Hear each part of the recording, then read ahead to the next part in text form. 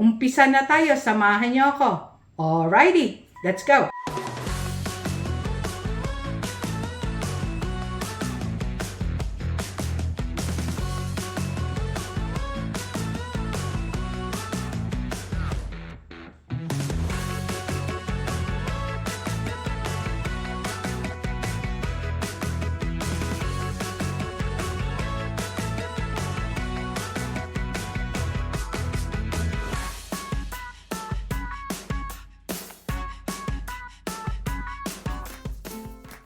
Besides po sa mga flowers and greens, meron akong, kasi ano ko na to pangalan nito, tatak ko na ito sa aking flower home-based business na parati akong may tool. Kasi parang parating special event yung mga ginagawan ko ng bulaklak. Ano ba yan? Bulol ang host ninyo. Teka, may nakalimutan po ako yung gunting ko, yung shear, pair of shear. Para pangalan nito, kung sakali itong bulaklak masyadong mahaba, puputulin natin. I will be right. Yung pwede po din itong ibigay gaya sa pagpupunta kayo sa isang housewarming, o kaya you are invited for dinner or lunch na pa-flowers pa, no? Siguro mas magiging mura kung bibili na lang tayo ng cake. Anyhow, pero syempre espesyal, kaya syempre paggawa natin. Tapos gaya ng parating sabi ko, pwede itong gawing negosyo, lalo na po itong ganito kalaki. It's it's a good business, I would say. Ang puhunan lamang ay skill. Tapos talent kung meron tayo. Pag wala masyadong talent, edi practice. Pero gaya po ng ating mga neurodivergent population who I truly love so much, at isa yun sa mga rason kung bakit ko po ito palaging ginagawa, para makapag-share ako sa ating mga community ng ADHD autism ng isang paraan ng pagre-relax ng isip para hindi naman tayo masyadong stress sa buhay.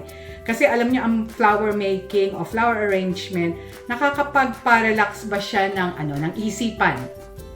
Alright, start na tayo.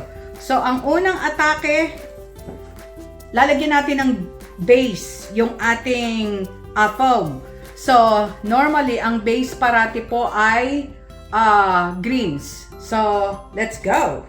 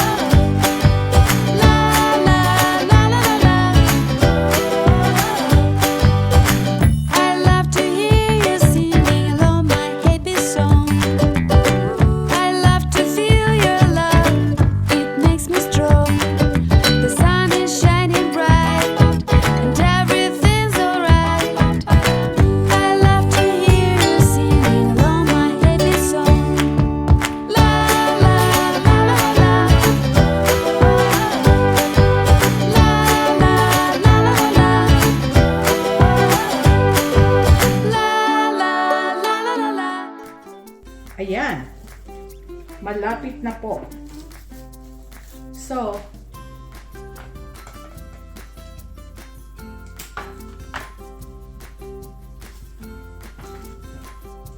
papakita ko sa inyo. Ganyan. So, normally, ang diskarte is kung ano magandang side, yun ang ihaharap nyo. Ganun lang yun. Pakita ko sa inyo. Tapos na po tayo sa base natin. So, we will begin. Mag-i-insert na tayo ng mga baby's breath dito naman. Alright? Okay. Let's do it. Ayan. Alam nyo, mabilis lang to. Pag natuto kayo, tusok lang ng tusok. And it is so fun. Promise. marerelax kayo. Lalo na pagka, syempre, minsan may bumadtrip sa inyo. Bumadtrip. 90-90 na ano, na salita.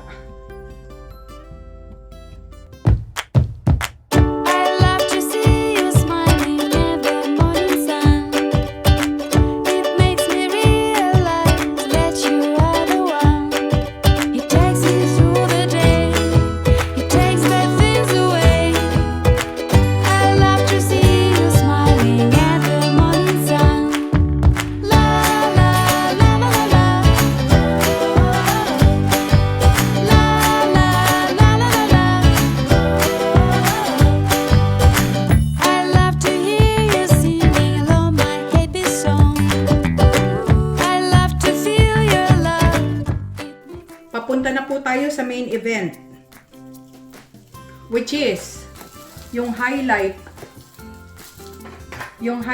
ng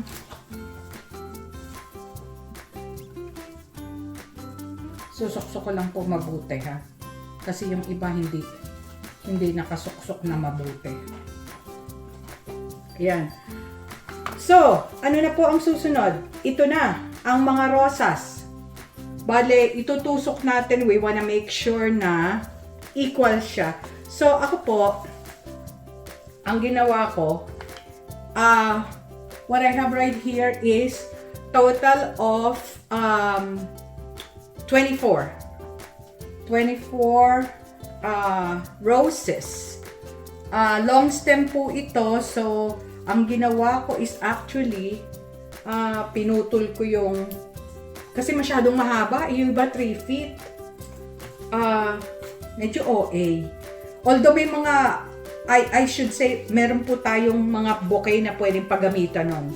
Kasi actually, yun ang most sought after, sabi nga nila. Pero, for today's video, syempre ang concern natin, yung panggagawa nitong flower arrangement for, in example, like funeral. So, itutusok-tusok lang po natin. Depende sa inyo kung anong gusto nyong form. So, ako, I would design it like parang garden type. Alright? Let's proceed. So, I will start with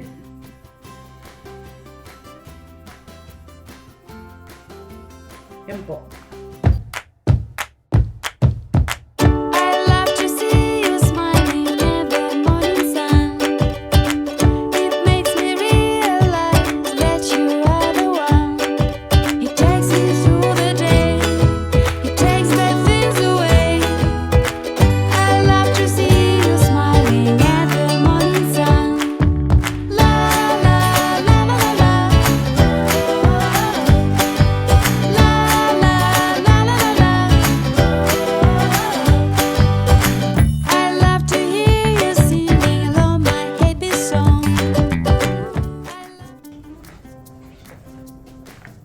So, yung ganito po kalaki, dapat yan at least 24 man lang yung roses. Kasi kung hindi, masyadong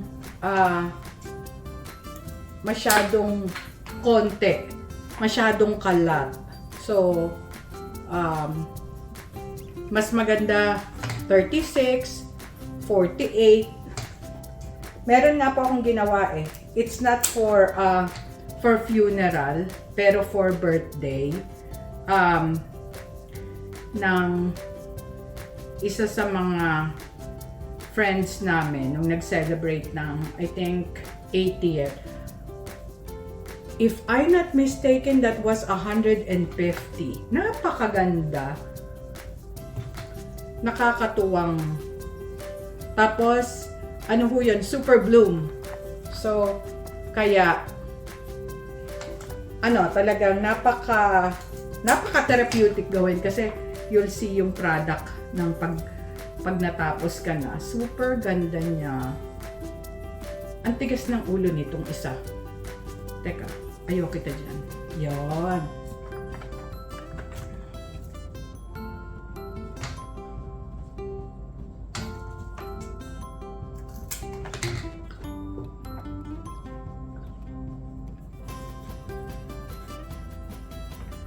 So, nagkaroon ako doon. Dapat meron din ako doon sa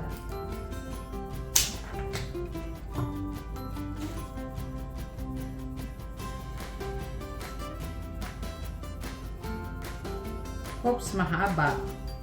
So, pag mahaba, puto lang.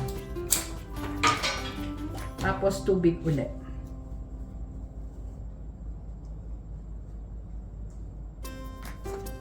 Yun. Gaya po nito. Masyado. Ano ba yan? Hindi nga. Makisama kayo ko na ulitin tong video. Ayan. Kita nyo, di ang dali lang. Tapos nakikita nyo yung development ng gawa nyo. Ang ganda. Tapos, palagi po yan. Sa gitna, syempre, ang pinakamaganda na makikita nyo, siya yung nasa star. Tapos, titingnan natin kung double check natin kung pantay siya or parang balance, ika nga.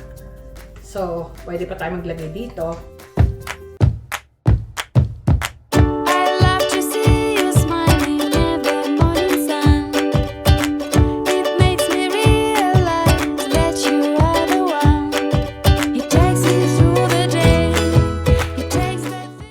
Ayan na po ang 24. Di ba ang ganda? Ganyan lang po kadali yon.